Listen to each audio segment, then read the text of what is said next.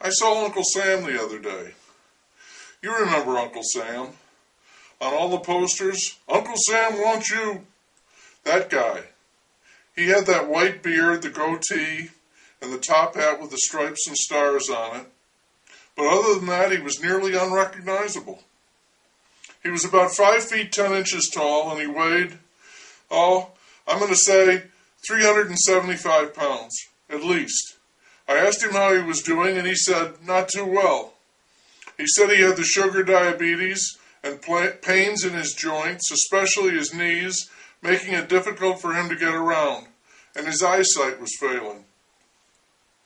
I sympathized with him and asked if there was anything he could do about any of this. He said he thought he was going to give Weight Watchers a try, that he'd heard good things about them.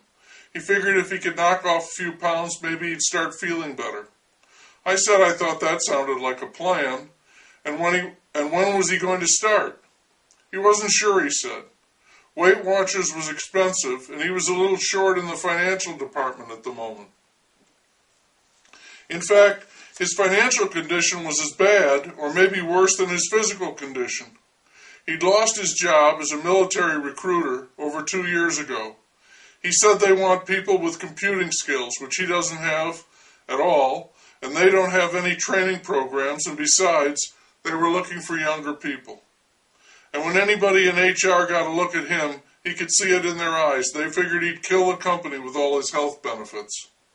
So it was tough to find work, and his unemployment had run out. He was living on food stamps and disability insurance payments. He couldn't afford the medicine for any of his health problems.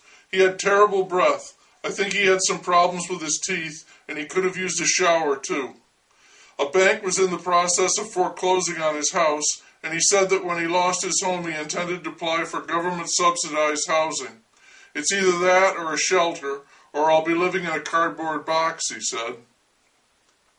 This was a far cry from the old rip-roaring Uncle Sam wants you days. I reminded him of that, and he shook his head and said, what I really want now is some help. You think there'd be some gratitude for my service, but that's not the case.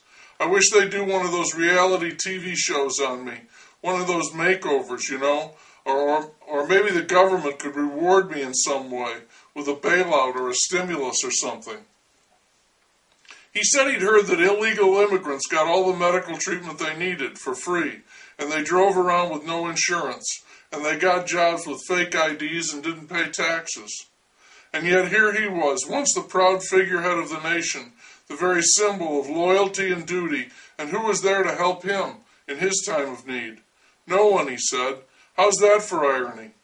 Yes, I'm bitter, he said. I can't help it. Let me tell you, he said, grabbing my arm and damn near knocking me down with a sour blast of halitosis. It's a cruel world. And having delivered that message, slowly, after releasing his grip on my arm, he limped away, almost tripping over a cat.